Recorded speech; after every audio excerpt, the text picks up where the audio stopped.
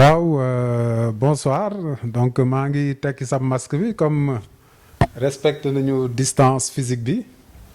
ça me permet ñu mën a waxtaan bu baax échanger effectivement maa ngi leen di nuyu di rafetlu seen teewaay fii voilà di rafetlu aussi invitation bi bëggoon nuyu aussi internautes yi ñuy seetaan. pour les questions gis nañu ne récemment daf la doon communiqué répondre ci li nga xamante ne mooy Thierno Sall ci ñi doon doon réalisé est-ce que nga delluwaat ci circonstances yi. waaw bon question boobu am na solo parce que ça me permet de rebondir effectivement parce que man livre boobu dafa am ay extraits yoo xam ne man rafetluwuma ko donc lire naa ko je l'ai analysé en profondeur mais su ko neexee sax produire livre parce que c'est une œuvre intellectuelle c'est pas là où le bât blesse mais man li ma ci gën a jaaxal mooy publication yi mu génnee nii récemment ces échanges avec l'ancien premier ministre man je pense que état soo ci nekkee dafa am nooy taxawee échange yi nga am avec say kilifa c'est pas la peine de les mettre sur la place publique c'est-à-dire ce sont des échanges purement privés xam nga parce que état dafa am nu muy doxee donc suñ la dénkee ay responsabilités bon tey jëlee nañ la fa na nga am de la retenue et puis ne pas sortir divulguer certaines informations yoo xam ne état la concerné kilifa yooyu ngeen den jokkalante la concerné mais di génnee ay SMS ñëpp di si jot man loolu rafetlu ma ko parce que écosystème politique bi aussi moo demee noonu day am ñoo xam ne dañuy nekk di liggéeyal président tey suñ leen fa génnee ñu koy ŋaññ di génne ay SMS di def yoo xam ne naka sudul noonu te loolu dafa rafetul c'est-à-dire comportement yi may wax toujours vis-à-vis des hommes politiques loolu il faut que ñu koy xoolaat su dee yow jox nañ la responsabilité tey ñu jëlee lañ fi amal sa vraiment hauteur pour nga bañ a génne ay jëf yoo xam ne day ternir l'image des hommes politiques d'une manière générale parce que xale yi dañuy roy ci hommes politiques yi donc ku ñu génnee ci benn poste ngay envoyer ay c'est du déballage et je trouve que c'est pas joli donc loolu dañ ko war a xoolaat bu baax à l'avenir parce que man ñaawlu naa ko trop ci SMS yooyu ñu génnee bon ba ñëpp di si jot daal soo amee looy wax na nga ko wax ci fulla ak fayda et puis yem fa mais tout ce qui est déballage et tout dafa ñaaw daal. beneen question muy seen naataango boobu de Moussa Diop dégg jox nañu information te limogé nañ ko bu ñuy jaar limogeage boobu avant boobu vraiment jël ay position xam nga dafa mel ni yéen camp APR àndandoo si d'accord nañ si. waaw gis nga APR nag day parti boo xam ne très souvent dañ naan c'est pas structuré c'est pas organisé mais APR ñun noonu la ñu bindoo c'est-à-dire soo gisee chaque élection ñuy dem gagné ko c'est parce que on est organisé on est structuré. te man dama jàpp ne soo nekkee ci parti kilifa bi joxe benn ligne da nga ci war a taxaw parce que président Macky Sall lenn la ñu sant dem leen liggéey bu fi kenn waxu ay troisième mandat ak yooyu léegi nag képp ku ko wax di jël ay position tu n'as qu'à assumer tes responsabilités donc moom li mu wax moom la concerné parti bi dafa am nu muy doxee mais dem bay jël ay position chez nos voisins immédiats di rafetlu ay coup d'état naan j'approuve loolu vraiment je pense que xaw na jéggi dayoo parce que un homme politique il faut toujours de la retenue man yooyu mënuma ci wax ba ci sori parce que li am Mali je pense que il faut encore féliciter le président position yi mu jot a jël parce que bi ñu ne dañuy teg embargo au niveau de la CEDEAO moom moo jóg ne d'accord ci parce que Mali c'est un pays ami c'est un pays voisin parce que liy jógee port de Dakar di dem Mali tous les jours gis nañu koom-koom bi muy yokk suñu économie donc position boobu maa ngi koy rafetlu di saluer vraiment ce leadership du président Macky Sall après nag bon maa ngi koy faral di wax souvent il y a des questions géopolitiques voire géostratégiques parce que liy xew ci sous-région bi Mali ci espace UEMOA la bokk donc tey yooyu yëpp dañ ko war a xool parce que foofu dégg ngeen ñu naan bon il y a le terrorisme qui est en train vraiment de poser des jalons donc aujourd'hui la stabilité du Mali nous concerne directement et on peut pas avoir de développement sans stabilité donc man je pense que et puis il faut restaurer vraiment un état de droit au Mali très rapidement xam nga la rigueur constitutionnelle affaire bi loolu la ay coup d'état ak yooyu parce que taxul benn dëkk avancé au contraire dañuy dellu ginnaaw. Bon, je pense que président de la République xam nga constitution bi da ko jox ay prérogatives c'est lui qui nomme aux emplois civils et militaires donc il a pas à motiver sa décision loolu moom constitution moo ko may donc moi j'ai pas à commenter cette décision mais li may bañ rek mooy ñuy def ay raccourcis parce que wax na ci troisième mandat bi il a été limogé. Je pense que le président de la République est très informé donc moom mooy nommé ku ko neex moom mooy jël ay décision yu ko neex état noonu lay doxee xanaa léegi sax la ñuy gis ñu révoqué benn directeur général wala yooyu ñu nekk ci di ci commenter di ci wax mais kooku moom cëru président la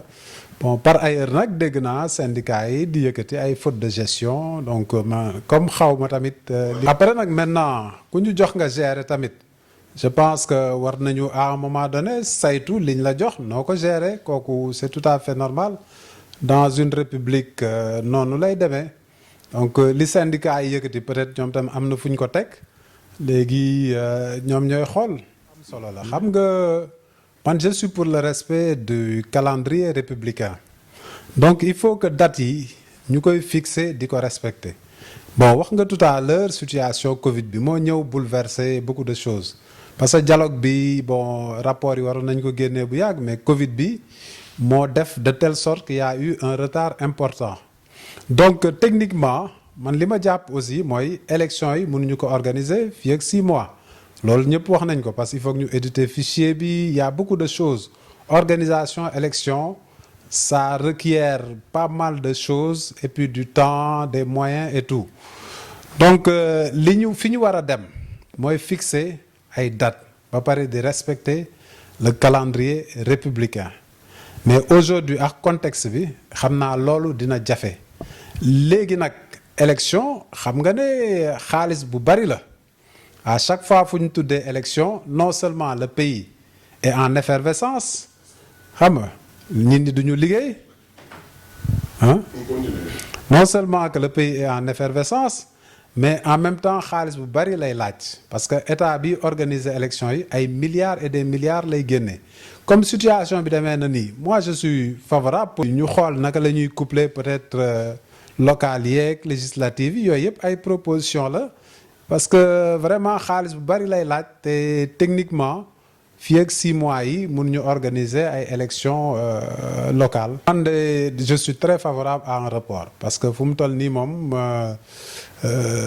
vraiment toutes les conditions ne sont pas réunies pour que ñu organiser ko dans les 6 prochains mois parce que il faut un dialogue il faut un consensus avec l'ensemble des acteurs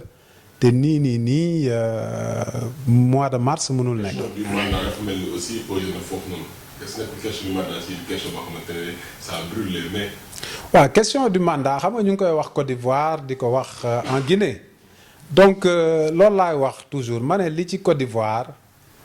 ak Guinée du Sénégal. lan mooy sa discussion ci question troisième mandat personnellement. non xam nga comme président dafa ne buñ ci wax nañu dem liggéey man awma avis bu may joxe à part ne leen dem leen liggéeyi jàppale président xam nga loolu mooy wax bi parce que aujourd'hui les grands enjeux ce sont des questions économiques gis nañu mbas bi tey li muy def ci réew mi mbas bi dafa déstructurer sunu économie parce que ñun ça fait des années ñuy am ay taux de croissance yuy dépassé ay 6%. Aujourd'hui les prévisions de croissance c'est 1,1% te su ñu deful attention on va vers une récession économique parce que les prévisions mondiales loolu la joxe donc président bi mbas mi duggee Sénégal le 2 mars mu jël ay mesures yu takku ci secteur yu bari muy les ménages les entreprises la diaspora ainsi de suite def plan de riposte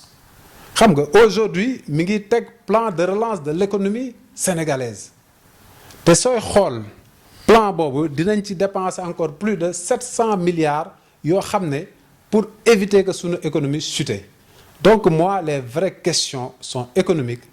xam nga xool naka la ñuy def ba sunu économie du flancher que de wax ay dévolution du pouvoir parce que loolu amul benn sens ce sont des questions yoo xam ne day tardel askan wi parce que tey le peuple est souverain te affaire u troisième mandat peuple bi moo ko yor te peuple moo ko mën a wax te peuple bi ku ko neex la fiy teg kon nañu bàyyi débat yooyu di ko yëkkati parce que amul sens. benn question bi mooy question actualité politique mooy dialogue politique bi ñu ngi wax fan yi le chef de l'opposition ñi si wax ñu am nañ ay divergences ñi jàpp nañ ne kii jël deuxième ci élection yi passé moo ko nekk forcément ñu ne ñuy wax incarnation leader politique tey jii problème boobu noonu la mooy si gis-gis. non dialogue bi dafa am solo parce que dialogue bi encore une fois de plus initié par le président de la République Macky Sall ça a permis aux acteurs politiques au moins échanger sur des questions importantes notamment la démocratie ainsi de suite man li ma gëm mooy la démocratie représentative à un moment day am limite donc acteurs politiques yi il faut que ñuy dialoguer di échanger di waxtaan seen biir et puis il faut moderniser notre système politique parce que loolu suñ demee ba teg un chef de l'opposition am ku koy incarner je pense que ça va apaiser le climat politique au Sénégal et ça c'est une excellente initiative. Maintenant moi je suis d'avis également que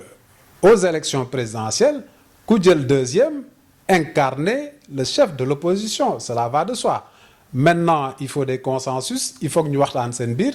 ba trouver la meilleure formule mais pour man loolu moo am solo. parce que monnaie boobu noonu xam nga dafa am ay critères de convergence ñu teg c'est-à-dire critères de convergence yi taux d'inflation bi ci pays yi warul dépasser 3% xam nga donc les ratios d'endettement warul dépasser par exemple 70%. déficit public bi warul dépasser 3% mais aujourd'hui ak Covid-19 bi ça a remis en question tout ça parce que ces États membres là ils n'arrivent pas à réunir ces critères de convergence looloo tax ñu teg ko ci suuf xaar ba li jàll parce que maa ngi ko doon wax récemment monde bi on pourra avoir une récession économique Afrique prévision de croissance bi 3,1 la woon aujourd'hui on parle de moins 3,2 donc yooyu yëpp jar na xoolaat balaa ñuy dem ci ay monnaie yooyu même si c'est une question importante je dis bien mais critères de convergence yooyu le état yi mënul remplir actuellement les pays membres et puis bon il y a un blocage aussi idéologique entre le dinosaure le Nigeria et puis le Ghana donc ce sont des pays anglophones donc ñaari pays yooyu tamit il y a quelques blocages ce qui fait que peut-être ECO bi voilà ça a du mal à se mettre en place mais Covid bi effectivement moo ñëw remettre en question voilà tout la stratégie qui était planifiée pour la mise en œuvre. waaw doomu Sénégal bu nekk bitim réew ñëw ci dëkk bi vraiment andi fi ay projet pour le développement de son pays mënuñu lu dul rafetlu ko ay kon li mu def vraiment c'est très bien maa ngi koy remercier. Bon, il y a des voix qui s'élèvent avec quelques réserves effectivement ñooñu tam war nañ leen déglu pour que suñu tegee projet bi mu nekk projet boo xam ne c'est pour l'intérêt de tous c'est pour l'intérêt des Sénégalais ça va permettre de générer des emplois de booster notre économie loolu su dee éléments yooyu yëpp répondre na ci projet bi moi je pense que loolu amul benn problème mais de prime abord maa ngi koy rafetlu ça c'est une bonne chose. ñu jeexantal émission bi ñu bàyyi la nga def sa dernier mot. waaw sama dernier mot moom mooy toujours remercier encore sunu leader le président de la République monsieur Macky Sall parce que moment bi metti na ak Covid bi prévision yu bari jaxasoo na mais il a toujours vraiment incarné ce leadership. De la dette loolu ce sont des choses à remercier à encourager parce que bi mbas mi duggee Sénégal ba tey gis nañu mesures yi mu teg yëpp donc ma koy wax daal bu mu décourager parce que quand on est sur une planification stratégique donc effectivement su amee benn choc il faut pas changer de fusil d'épaule au premier choc donc il faut vraiment persévérer continuer et puis faire vraiment du secteur privé un moteur de croissance économique, faire des collectivités territoriales des pôles de développement et surtout faire du consommé sénégalais non seulement une réalité, mais une culture de souveraineté. Merci beaucoup.